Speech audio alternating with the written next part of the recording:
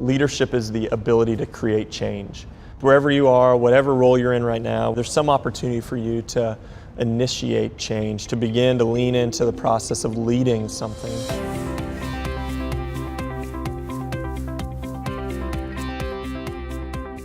Justin.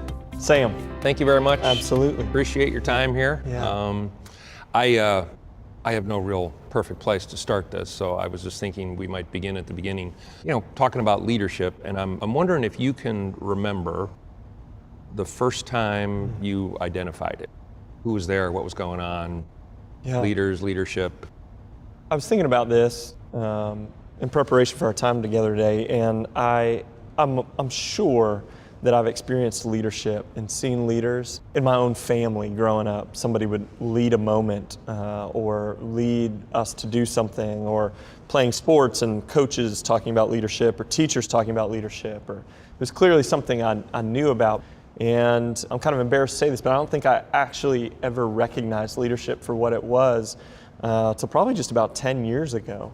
And it was the moment where I think I'd had lots of responsibilities in my life up to that point, different things I had to do, tasks, classes, even jobs. But it was the first time I found myself in a job where some change needed to happen, and it was on my shoulders to negotiate that change.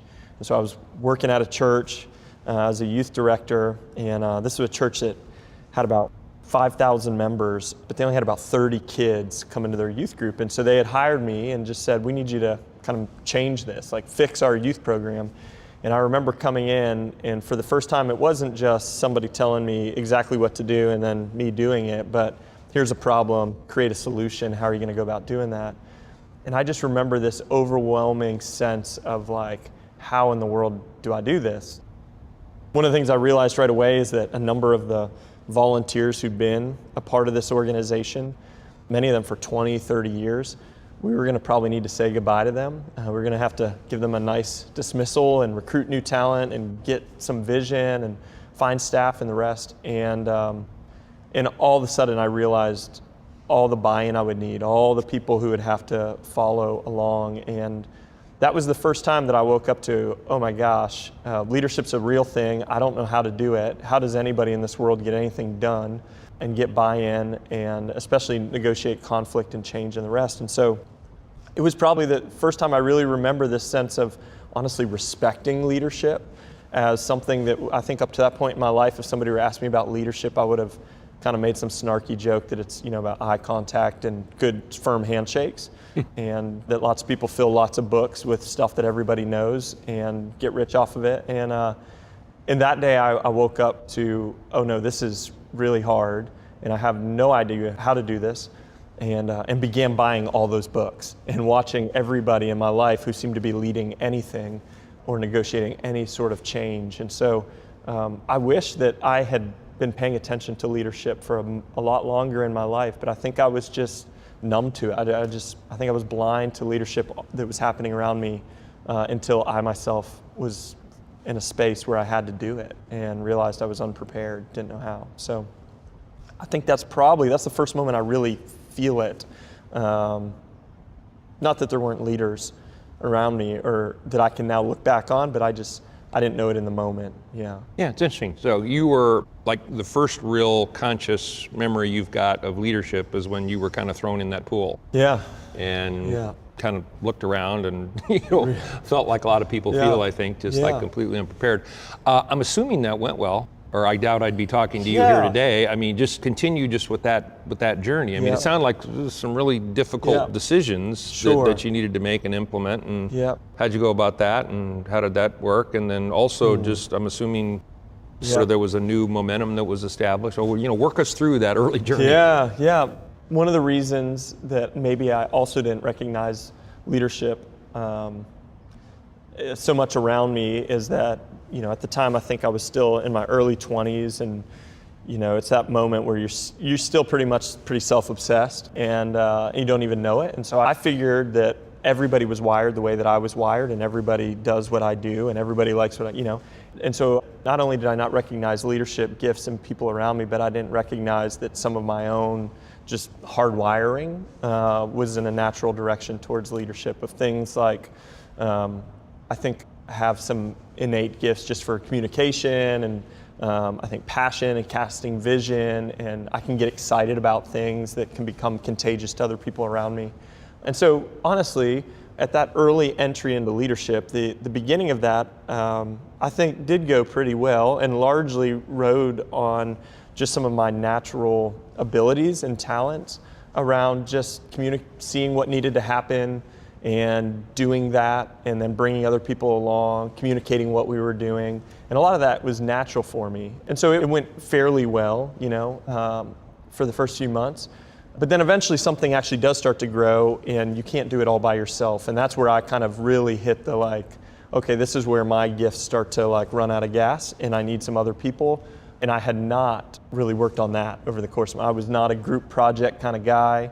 I had not spent a lot of time really refining interpersonal skills or thinking about how to appropriately bring people along, or how much information is the right amount at a certain time, or too much, or all of those sorts of things. So at the beginning, I think you can get a little bit of a adrenaline shot just with kind of a person who steps up and says, I know where we're headed and let's go there. And then, we start hiring staff and we start building volunteers and we start creating systems, and pretty quickly I ran out of my own runway and needed other people. And that's when I started learning the hard lessons of leadership. That's when things probably got a little bumpy, and in many ways continue to be, as I realize and respect kind of leadership more and more, and the art of it even today. So. Yeah, it's interesting you say the art, not the science. Yeah. It's maybe some combination of the two, but if you were asked to define it, leadership, so what, given your experiences and all of that, what definition, if you have one? Yeah, and I think, and it'll show a little bit of my own bias, I think there's a lot of great definitions out there on leadership. I think, if I'm being honest, this may not be the best definition of leadership, and it may not be a healthy one for other people to have, but if I were to answer it honestly, I would say that I operate out of a sense that leadership is the ability to create change. Some people would define it as influence, but for me it's just anybody who can make change, who can help people make change, who can help organizations create change, who can change the world. Leadership is just the ability to create change in my mind. That's I'm a pretty task-oriented person, so I think that's largely why I see it that way, but that would probably be my shortest, best definition of how to go about doing that. In that context, and by the way, good news here, I don't disagree with you. Usually when you talk about leadership, no matter how you define it, it's under this umbrella of change management, and in some case, maybe even stability, kind of creating the long-term aspect of the change and kind of reinforcing that. But why so many problems? Why so many influence-related, leadership-related? I mean, maybe that has something to do with just the pervasiveness of change. I don't know, but why are there so many, in all realms of life, leadership challenges? Gosh, I don't know. I feel them. I think we're all resistant to change. Even leaders are resistant to change. Even people who moniker as I create change have their own kind of tolerance level. For me, I think a lot of it too is change is about loss of control. I think a lot of change means that it's this dance of pursuing a future that we think we all want, but realizing that we might not be control the outcome or how we get there, or when we get there. So I think we're all creatures who want that stability, and we get attached to it when we find it. And continuing to lead people, and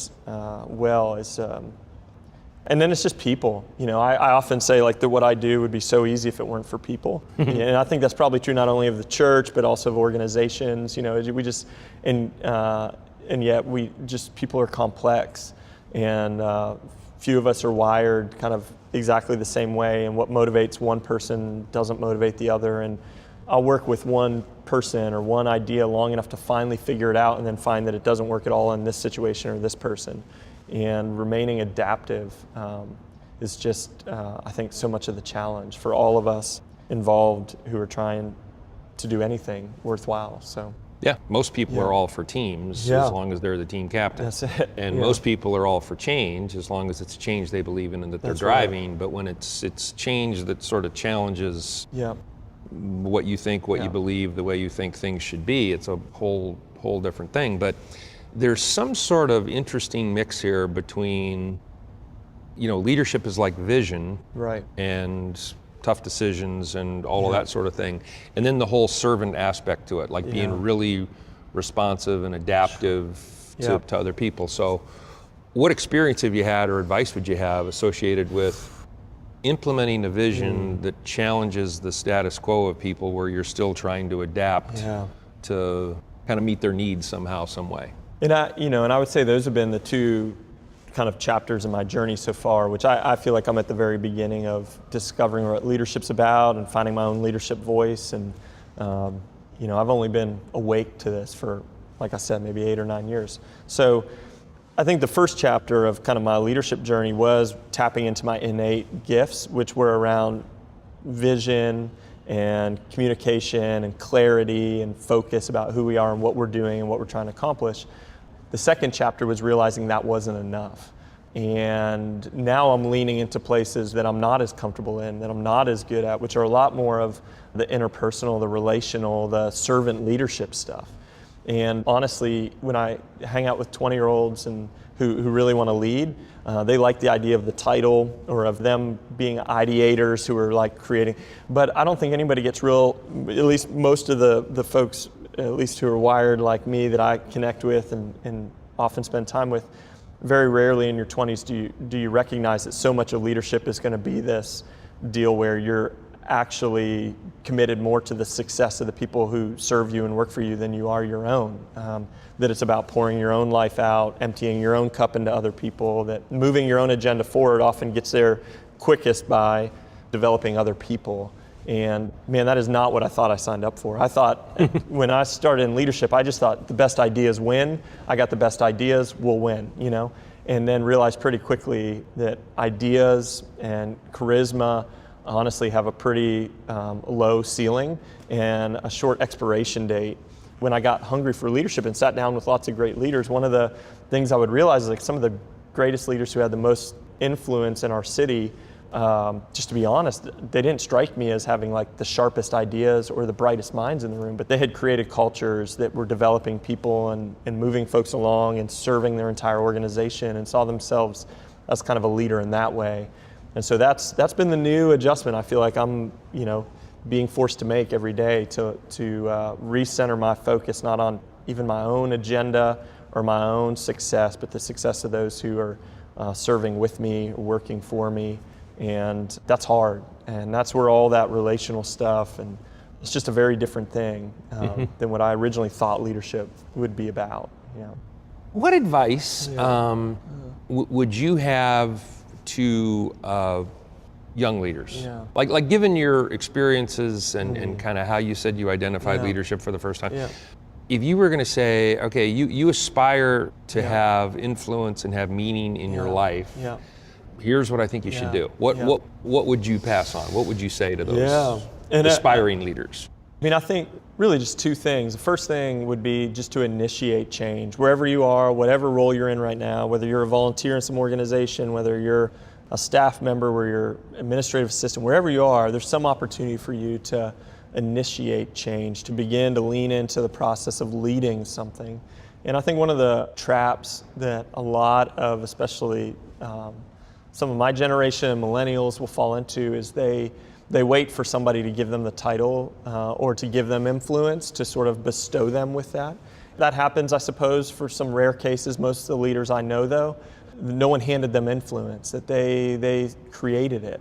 That there was a day when they had none and they initiated change and it worked or it didn't work and they learned some things from it and then they improved. And eventually they had created enough influence that somebody gave them a title or whatever, but the influence was already there. The leadership abilities had already been developed.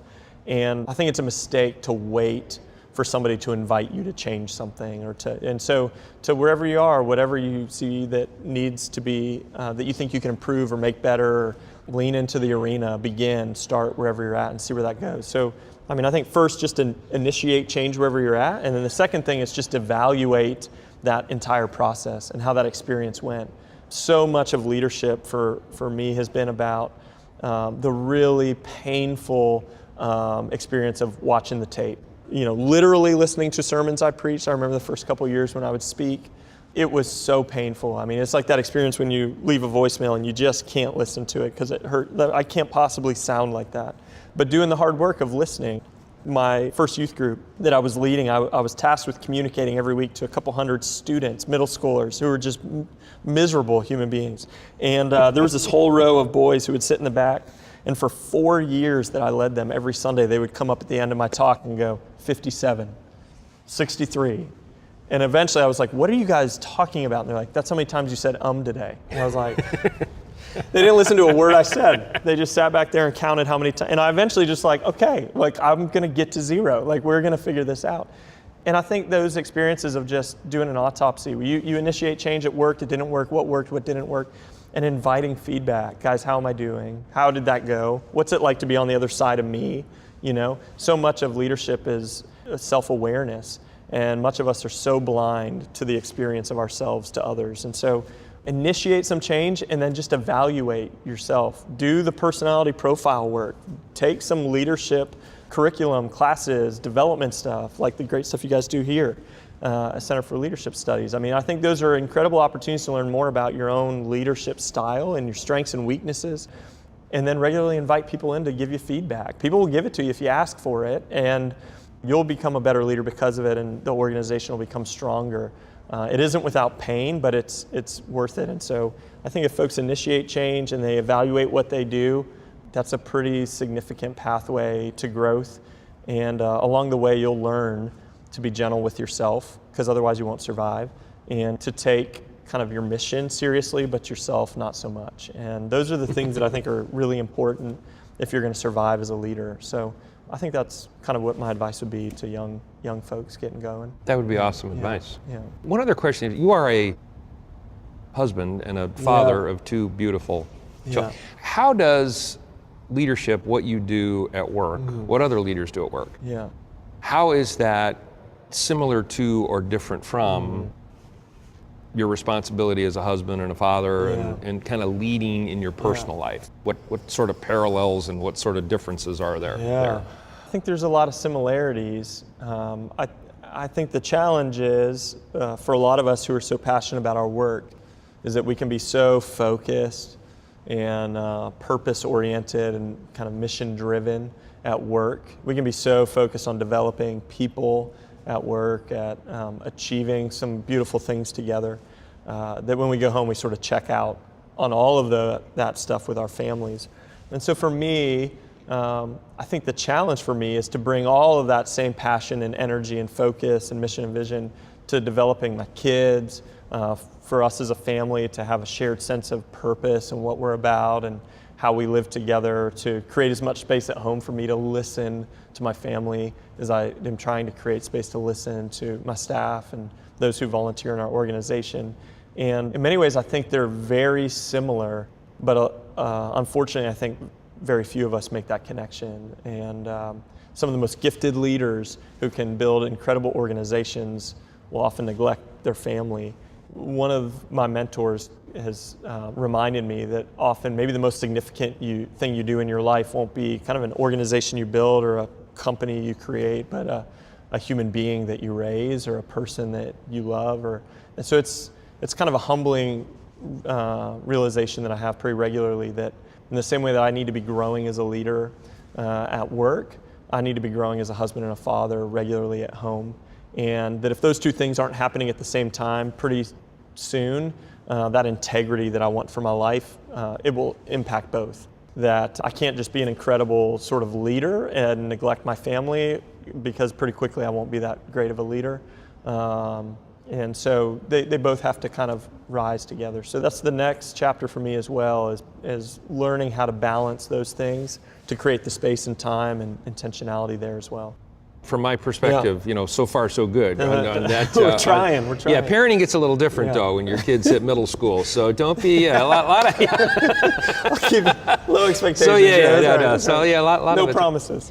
I've paid attention to 2 or 3 of your, services, but I remember you telling me there's some kind of, like almost like a retreat setting that you go to before you're going to be a pastor, and they give you some test. It's like one of these, 200 item test things, and then you get some feedback, and for most people, it's kind of a coronation where they go, hey, it's good. Right, come here. And right. with you, when you took your test, it was sort of, hey, not so much. Hey, wait a minute. This your data is suggesting that you should be sort of a guy that takes over a company and fires a bunch of people, and it turns profitability.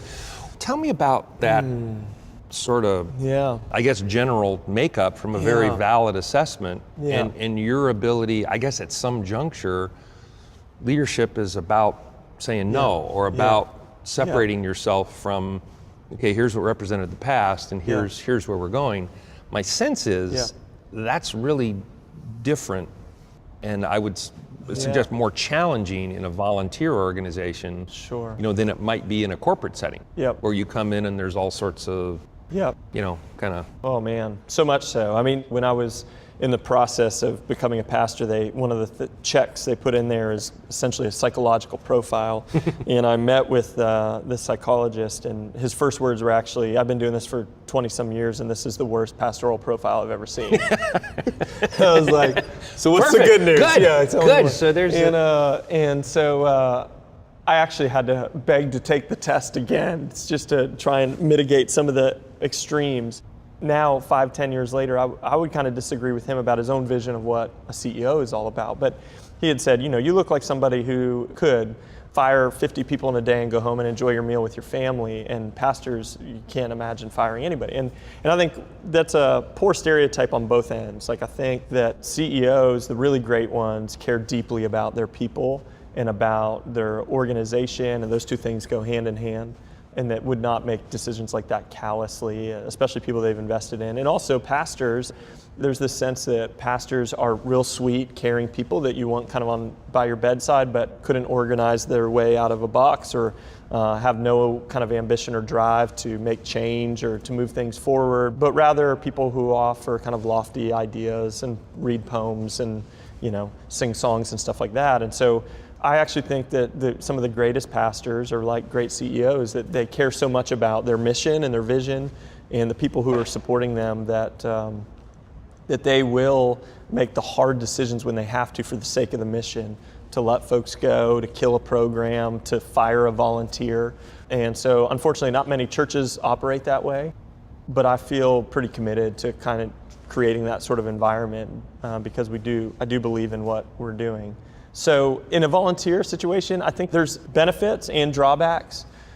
Some people say you can't fire a volunteer, and I'm like, sure you can. Like, we do it all the time.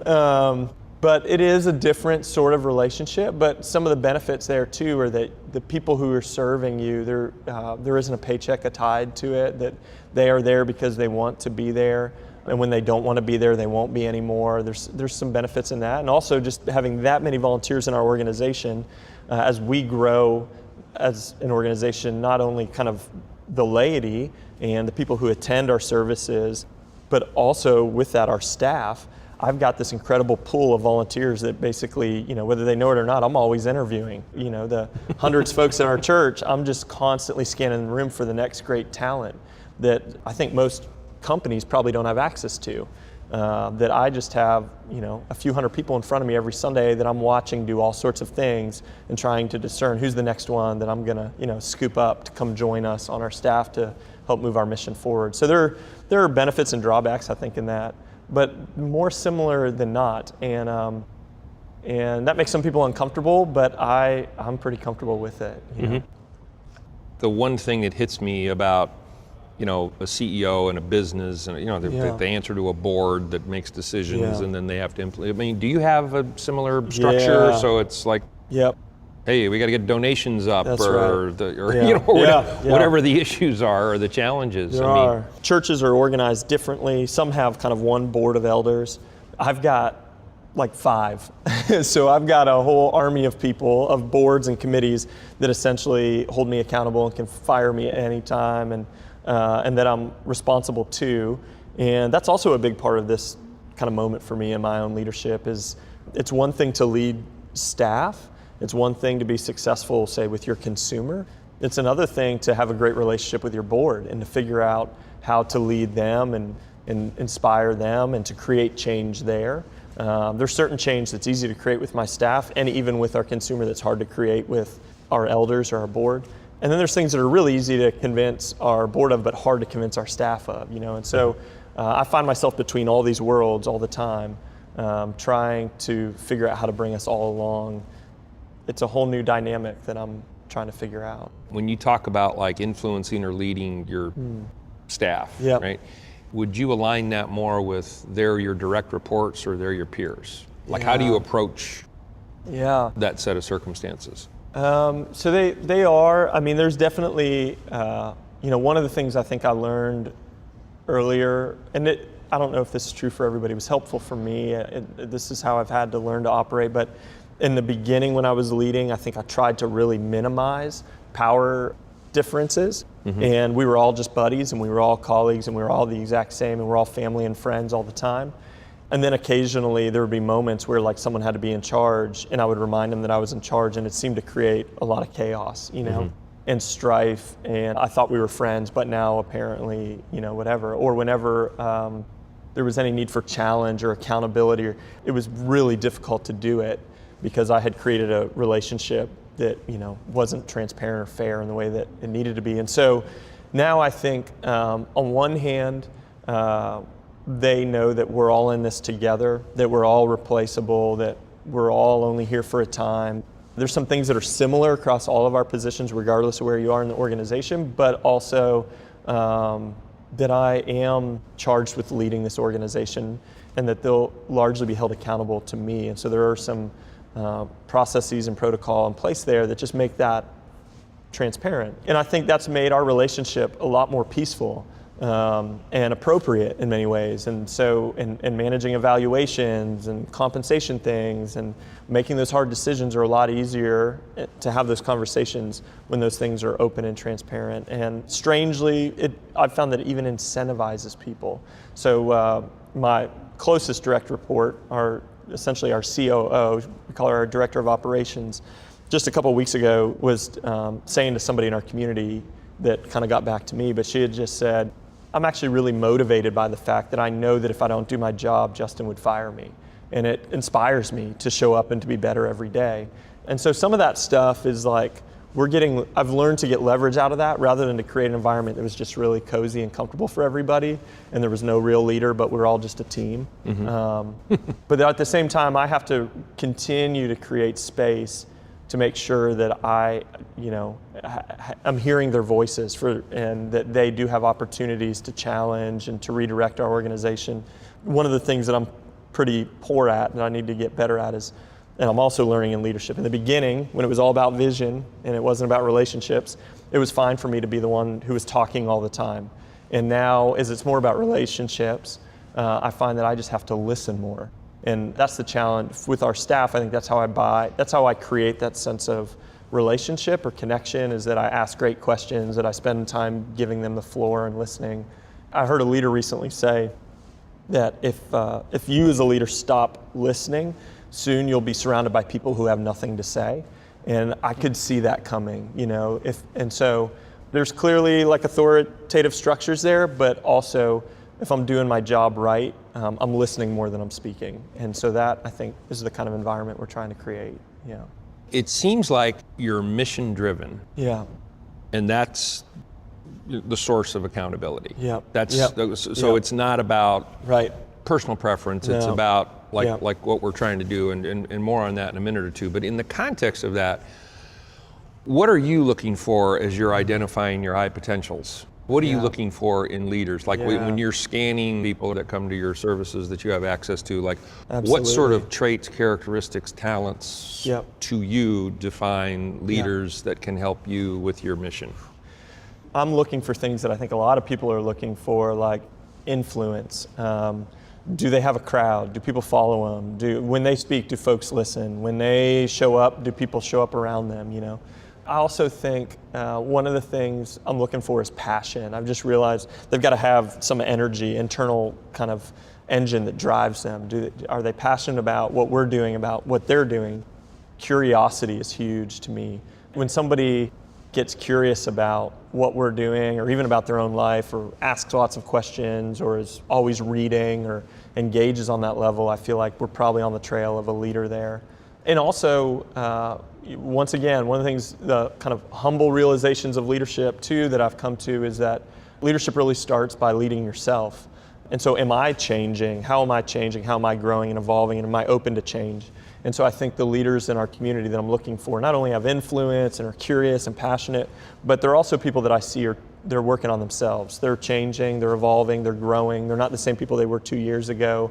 They're teachable, humble, in those sorts of ways. And so when I start to see that kind of constellation, I know that we've got somebody that we want to pay attention to and create a pathway for if they're halfway interested in joining kind of what we're up to. So I think those are the things I'll look for. And then once we've identified those people, we kick the tires on it really through delegation. Like we'll give a task that is pretty menial and see what happens with it, and then something with a little larger responsibility and a little less direction, and then something with a lot of responsibility and almost no direction.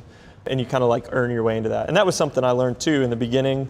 I think I used to delegate people who had high capacity. I would delegate tasks with all the details and just burn them out and lose them. And then other folks, I would just say, you know what, I'm bad at delegation, so I'm just gonna go do this, like the whole thing, and I'm sure you got it. And they didn't have it, and so that's been kind of this test of kind of just saying, let's just start here, and we'll give somebody something small, even if in my mind I know I got this huge project I want them to do before I jump there. Let's just see culturally, does this work? Are they a fit? Will they achieve? And can we give them some small things and see what they make of it, and then release the big project? So that's a big, like 30,000 foot view of the principle, I think, philosophy of how we develop leaders on our staff and even volunteers is that sort of process. One more potential organizational comparison. Yeah. You've got your mission, you identify and recruit and kind of develop people that can help you achieve that mission, build your team. Who are you in competition with? Organization like ours, I mean, we can readily identify, we compete against these folks, we compete against these folks.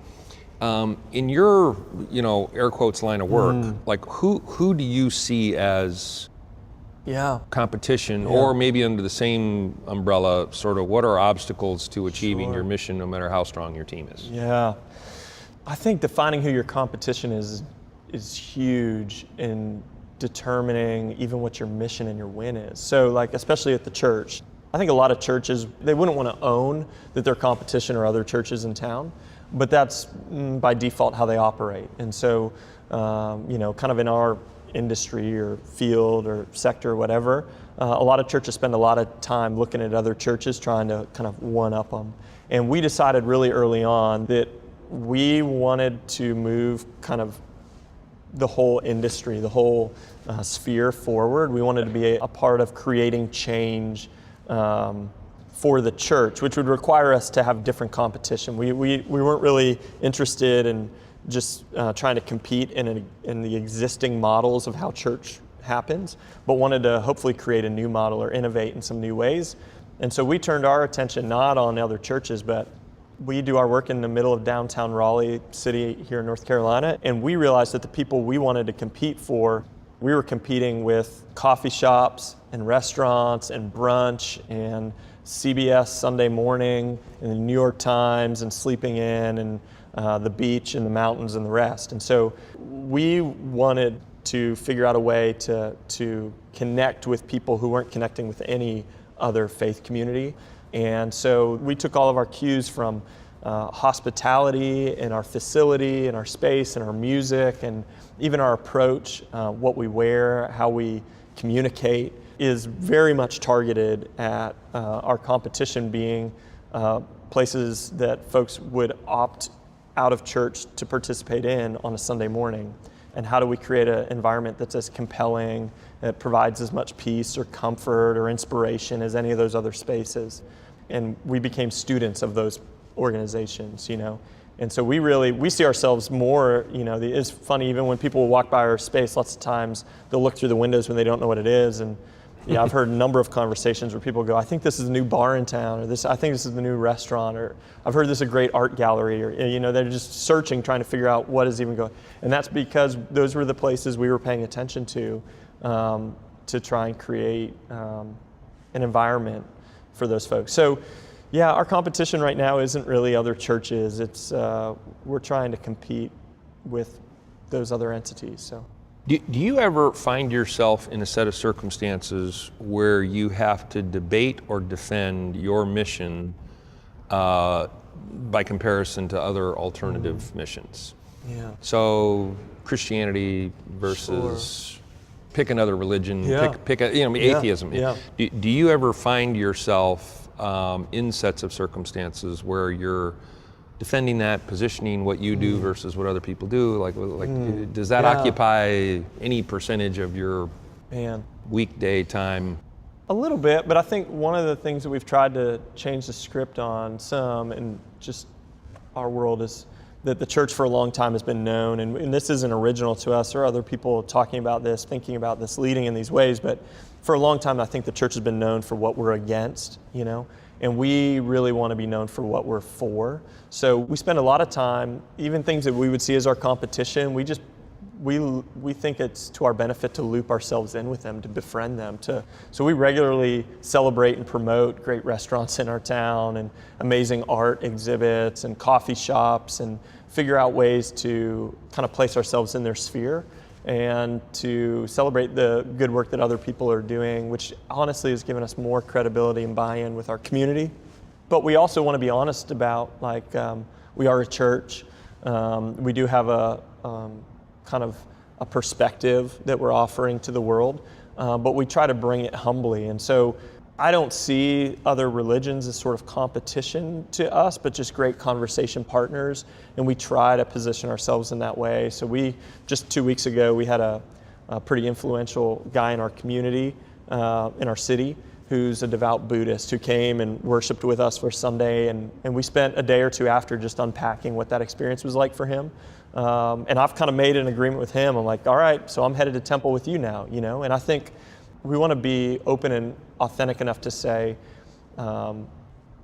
if you want to talk about, say, conversion or like winning somebody, our approach is that we both have to show up to the table open to be won over, In that kind of exchange and relationship, we hopefully both walk away benefiting. And so when I sit down with someone like that, I'm as open and willing to be converted as I hope they are in our conversation, as we both seek the most beautiful and true way of being and living in this world. And so that's our deeper kind of mission, is I think we're all kind of seeking that kind of truth and beauty. And as long as we stay connected to that, I think we'll be faithful to our mission. So we try to avoid kind of the fights over this stuff, or like putting turf in the ground, and we're looking to make more friends than enemies, I think, at this point. So yeah. Good approach. Yeah. But I think most leaders periodically in quiet places question their own mission. Yeah. Are we really making a difference here? Is this is what we're doing? Yeah. Usually in the face of some sort of sure. feedback or tough time or whatever it happens to be. If you have those moments, how do you manage that skepticism or periodic doubt? Yeah, absolutely. We do. I do. Our church's stated mission, it's actually kind of more of our vision. We just say that we all sort of imitate or follow somebody. You choose the clothes you wear, the car you drive, the town you live in. We all make those decisions based on somebody that we're trying to imitate. And so we just say that it's that everybody owes it to themselves to ask the question, who are you following, or who are you imitating, and are they worth it? Are they worth following? Are they worth imitating? And we believe that the person of Jesus, that he lived a remarkable life that's worthy of imitation. And so we're seeking to live lives that imitate him, that when others see us, they would see Jesus, right? And the kind of life that he lived that was so compelling. And so there are plenty times where I will find myself in the weeds of what we're doing and all the meetings and all the budgets and the rest, and go, is this helping anybody live more like Jesus, or are we just like filling the air with stuff? Are any of us actually like kinder, more forgiving, merciful, gracious. People are people in our city really seeing that the folks who gather in our building regularly are, the most loving folks in town, or the most peace-filled. And I think in those moments, I've got like two options. I can either kind of go to despair, like we've lost the plot, we're not fulfilling our mission, our vision, this is sort of a waste of time and I need to start selling insurance or whatever. But the other option, and this is where I think I've trained myself to go, is that's a really great question and it's worth entertaining because our mission, our vision matter enough. And so if what we're doing is not helping people live kind of remarkable lives or lives that are worth imitating, then let's change what we're doing, And so that's typically when I'll bring those kinds of, I'll probably let it sit for a day or two, but then I'll probably bring that to the team and go, guys, is this really working? Are we really making a difference? And if not, let's not go another day down this path and make the adjustments now and figure out and experiment and keep that entrepreneurial spirit alive. And not just sort of rest in that. So I have those moments all the time, but I often see them as a gift or kind of a whisper to say, yeah, you might be headed in the wrong direction, but it's still an opportunity right now to redirect, to change, to get back into the sweet spot of where we think change happens. So I think our mission right now to help people live lives worth imitating, there's not really a day where I doubt that. Like I can commit my life to that, I would love for people to look at my life and go, I don't know about all that stuff he believes, but I wish I knew more people like him. I wish my life looked more like his. I mean, to me, that's a pretty compelling idea that everybody wants in on. So how we get there, we probably gonna have to change all the time, but I feel pretty committed to that. Yeah. What question would you have asked you that I wasn't smart enough to identify? What did I miss here? What do you want to be known for? Which I feel like is, such a heavy question that I am just now beginning to wrestle with. But I think professionally, the first thing is that, I want to say that I played a small part in moving the church forward, at least the model of the church, that the church will look different 20 years from now than it does today, and that we will have been a part of figuring that out. And the second thing that I've become increasingly passionate about is that when I was considering entering ministry, I had numerous people tell me this kind of like cliche kind of wisdom bit, and I think there is something true to it. But they would basically say, listen, if you can do anything else, do it. Like do not get into ministry or working for the church unless it's the only thing you can do. And I understand why they say that. It's hard work and it's just really unique, kind of strange stuff. And the church is not as holy and beautiful and all that as people sometimes, it operates like any organization or company. It can be rough. But a couple of months ago, I had the opportunity to hire someone from within our community who was on a very successful sort of business track. And I risked sitting down with them and saying, this is crazy. You would probably have to take a 50% pay cut and step out of this very successful career. But I think you're exactly the kind of person we would need to help us go from here. Would you ever even consider working at the church? And they shocked me and were like, I think I might. And because of that, they ended up coming on staff and have made such a difference in our organization. And what's really humbling is they'll say to me regularly, probably once a week, I can't tell you how grateful I am that I'm here and that I'm working here. I was fine doing what I was doing, but I've never felt more alive or more like I was in the sweet spot. And this is somebody who would have never taken a job at any other church or wasn't even thinking about it until we created that moment. And so I've never had really huge ambitions about growing a large church. But when I thought, man, if we could create that moment for more people to have meaningful work and to contribute to something that I think is really worthwhile, then I'm okay with us just exploding, because I want to create more and more and more of those environments. And so the second kind of thing I really hope to do, I think it's a big goal for my life when it comes professionally to the work of the church, is that I want us to become the kind of church where we say, unless you have to do something else, come join us. And to be the kind of organization that is just the most incredible environment to work for, where people feel really poured into and developed, that the sky's the limit, that their creative capacities are stretched. And so, I think there's this external thing, like with our consumers, the people who come, I want to be a part of creating the new model of whatever church is going to look like. But internally, I maybe even more passionately want to create the kind of environment where folks believe that the church is the greatest organization in the world to work for, and that we always have more people who want to work for us than we can afford to hire. So I think professionally that's it, and then personally, what do I want to be known for, I think, is just integrity.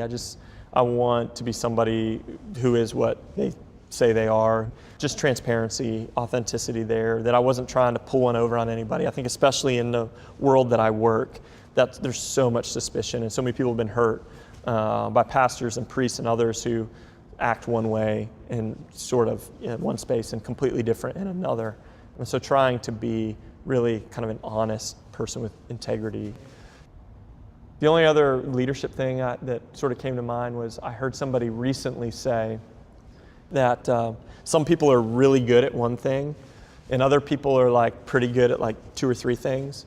And then this gentleman said, and then there's the rest of us who aren't really that great at anything and we become leaders. And I remember thinking there's some truth to that because there are great leaders out there who are really sharp at some stuff. But the innate leaders who are just so good at developing other people and leading people along and bringing consensus, I think part of their gift is that they aren't so great at any one thing that they get in their own way. They're always willing to hear other voices. They're always willing to collaborate and bring people together. They have a healthy ego that lets other people win in front and around them. And I think that's something that's been sticking with me, is this idea of like, there's lots of people who are better communicators than me or better leaders, can develop people better. But I also think that's part of this. That's part of what makes me a strong leader, is that I can recognize that and that my own gifts don't get in the way of helping bring other people into the fold. So that was kind of, in a strange way, good news to me. And I think for other people who are like, I don't know, I'm not really great at anything, to go, oh, that's awesome. You might be like an incredible leader, that just rang true. So I think that's everything I know. As I think, we're going to do other interviews with other people in a variety of different walks of life that are in one way, shape, or form leaders.